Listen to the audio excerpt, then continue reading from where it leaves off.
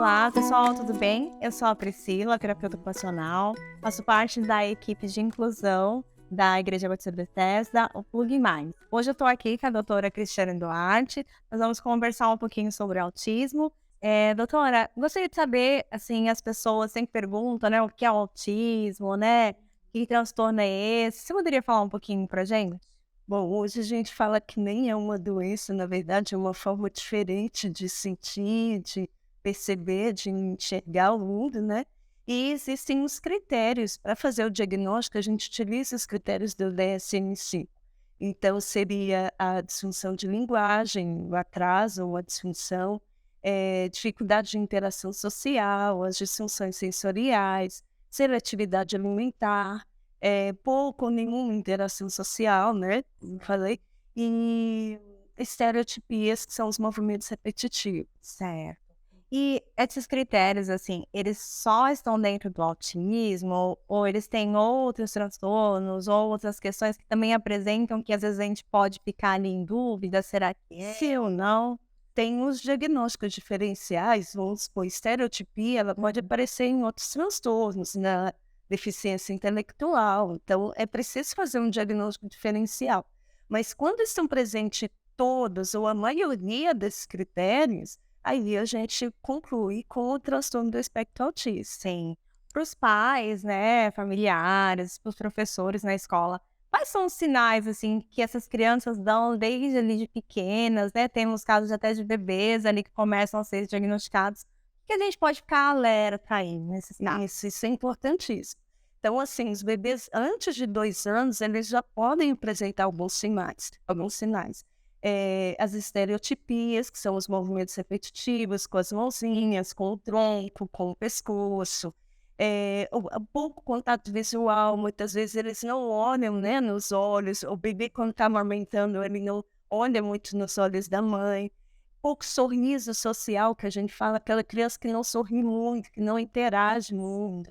Um bebê que é ou extremamente irritado, ou um bebê apático, que você coloca às vezes no bebê conforto e ele fica ali sem quase nenhuma interação. Sim. Então são alguns sinais que a gente tem que ficar alerta. Casos, assim, de bebês, assim, também que são muito agitados, muita dificuldade de sono, né, também seria um sinal aí pra gente ficar em alerta? Nem sempre, Aham. não, porque na verdade a questão do sono, o distúrbio do sono pode ser uma comorbidade do autismo, sim, mas isolado, não necessariamente a gente já tem que pensar no autismo. É preciso observar as outras questões também. E assim, vejo muitos pais perguntando, né, professores também falando: "Nossa, mas ele tá ali, estava tudo bem e de repente parece que parou de falar, tinha iniciado algumas falas, iniciado uma interação e de repente isso desapareceu". O que que Isso. acontece aí nessa Ou, na verdade, pode ter um retrocesso mesmo dessa linguagem, sabe? Isso a gente escuta muitas vezes mesmo. Na verdade, a criança já tinha o transtorno do espectro autista, em algum momento, por algum motivo, existe um retrocesso dessa linguagem. E é um sinal aí grande do autismo pra é o gente. que a gente diz aí da poda neural, né, como se fosse uma árvore que vai lá, vai sendo podada. E aí por isso que dá, né, às vezes choque, a família não fica entendendo o que está acontecendo, né. Hã? Às vezes entra nesse processo, né, de não, não é porque até onde estava tudo ok, né. Verdade.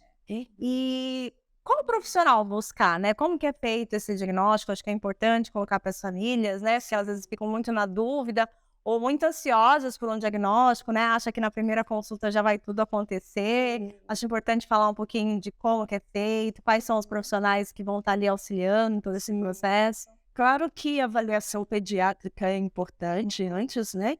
Mas quem está mais apto ou é o especialista mesmo para poder fechar o diagnóstico seria o neurologista infantil ou o neurologista adulto, no caso do adulto, e o psiquiatra também, né? A psiquiatria também pode concluir e acompanhar esse paciente. Certo. E o diagnóstico, assim, ele não é feito ali na primeira consulta, né, doutora? Sim, na grande maioria das vezes não, porque a não ser uns casos bem clássicos que Sim. preenchem todos os critérios, a gente às vezes acaba até fechando, que já vem com uma suspeita grande, né? Tem vários casos assim. Mas, inclusive, tem casos que, ao contrário, não preenche todos os critérios. Existem dúvidas, aí é importante a avaliação neuropsicológica, que são testes que são aplicados nessa criança para ver se preenche esses critérios mesmo do autismo. E aí, claro, é importante o relatório da escola, relatório de algum profissional que já esteja acompanhando. Isso tudo só vem a somar nesse diagnóstico. Referente a tratamento, né, a gente vê aí, né, muitos tratamentos envolvendo a parte de tratamento para autismo, e aí às vezes, né, a família quer fazer todos os tratamentos. O que que é, assim, o mais essencial, assim, né, de início? Quais são os profissionais que estão ali em conjunto com o médico, auxiliando nesse processo aí, tanto, né, de uma investigação, quanto de tratamento, em busca de para que essa criança consiga desenvolver, né. A gente fala muito de criança, mas também a gente tá tendo casos de adolescentes, adultos que também estão chegando nos consultórios. O que que seria aí de tratamento? Então, é importantíssimo o acompanhamento multiprofissional, né? Então, a gente fala que o básico seria a psicologia, a terapia ocupacional e a fonoaudiologia. Na grande maioria das vezes, precisa dos 3 profissionais, né? Lógico, é examinado cada caso para ver se até é necessário, vamos supor, terapia ocupacional com a integração sensorial, pelas questões das disfunções sensoriais. Mas o importante, pelo menos, esses 3 profissionais estarem acompanhando. Ah, ok. Aqui na igreja, né, nós estamos com um movimento, né, a gente nem fala que é um movimento, na verdade. A gente entendeu a importância de estar criando, né, espaços, estar adaptando o próprio espaço que todas as crianças utilizam, para que essas crianças que têm, né, tanto o diagnóstico de autismo como outros diagnósticos, para que elas possam estar inseridas nos cultos infantis, para que elas possam estar aprendendo também. O que que a senhora, assim, vê enquanto isso de positividade, assim, não só para nossa igreja, mas para tantos espaços? Por quê? Eu escuto muitas mães falando assim: "Eu parei de sair, eu parei de ir no shopping, eu ia na igreja, eu não vou mais, eu frequentava determinado lugar, eu não estou indo mais, porque a minha criança, ela acaba, né, ela acha que a criança dela atrapalha, né, mas a gente sabe que não é isso". Então, assim, o que que a senhora acha, assim, desses incentivos, né, que os espaços estão tendo, de incluir realmente? Sim, nossa, de extrema importância, porque é o acolhimento não só da criança, mas da família, né? Principalmente essa mãe, esses pais que têm essa dificuldade mesmo. O maior medo deles, quando a gente fala do diagnóstico, é da aceitação social, né? Eles falam medo do preconceito, da aceitação. Então, colocar isso de forma mais tranquila, né, para as outras pessoas que até não têm um paciente, uma pessoa com o transtorno, se torna muito mais fácil para essas famílias e para a criança ser aceita, ser respeitada. Porque eu falo com as pessoas hoje, é preciso respeitar as características do transtorno do espectro autista. A questão, a sensibilidade a barulho, a sensibilidade a lugares com muitas pessoas. Então é preciso conhecer isso e respeitar. Sim. Então é importantíssimo. Aham. E o que que a doutora acha do doutor Google? Porque antes era assim: "Nossa, eu vi lá no Google, isso aqui eu acho que é". E hoje que eu vejo assim: "Não, eu olhei lá os critérios e não se enquadra, não". Sim. Que a senhora, o que a doutora diz aí para essas famílias, assim, referente, né, ao doutor Google? Sim, é um grande problema mesmo.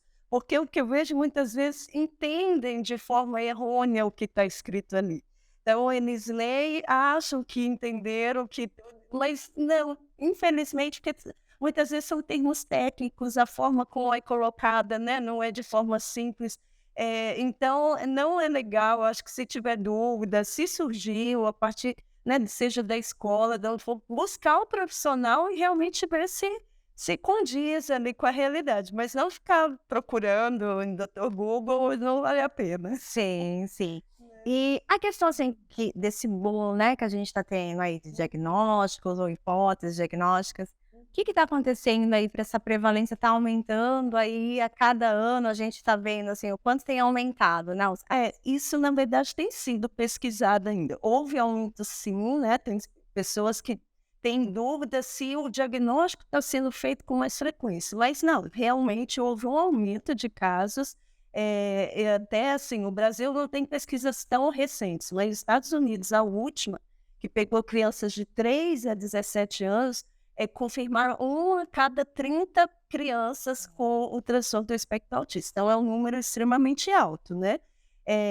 Eles falam da epigenética, então, quer dizer, o meio ambiente influenciando na genética, mas ainda estão pesquisando o porquê realmente desse aumento. Certo. Eu acho que para a gente estar finalizando, a doutora deixar uma mensagem, né? Tanto para os pais, para as professoras, para a sociedade, assim, já que estamos no mês de conscientização do autismo. A gente sabe que essa conscientização é todo dia, mas temos um mês específico para isso. Então, eu gostaria que a doutora deixasse uma mensagem para a gente. Eu acho que o importante é respeito, né, gente? É empatia e respeito. Tentar entender. Hoje as crianças vão ter muitos outros coleguinhas com transtorno em sala de aula, nas escolas, então é preciso até conversar com essas crianças sobre o que para que elas respeitem e aceitem, né, os coleguinhas, e isso em todos os ambientes também que a gente vá, vamos supor, mesmo ambientes públicos. Então, a gente tem um olhar assim mais afetivo, um olhar de mais empatia para essa família, né? E sem preconceito e sem palavras de discriminação. Acho que o importante é isso. Certo, muito bem. E se alguém lá do outro lado tiver vontade de entrar em contato com a doutora, quais são os lugares onde a doutora atende para que as pessoas possam estar procurando? Sim.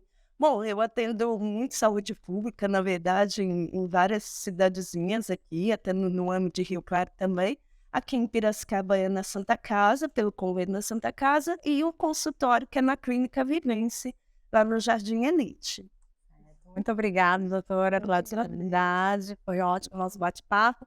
A gente espera ter auxiliado aí, né? Esclarecido algumas dúvidas que ficam. Então, para maiores informações, se ficarem interessados nesse assunto e outros que a gente comenta aqui nos nossos canais, nas redes sociais, sigam as nossas redes sociais, façam uma visita aqui na nossa igreja. Nós temos um espaço acolhedor para vocês. Muito obrigada.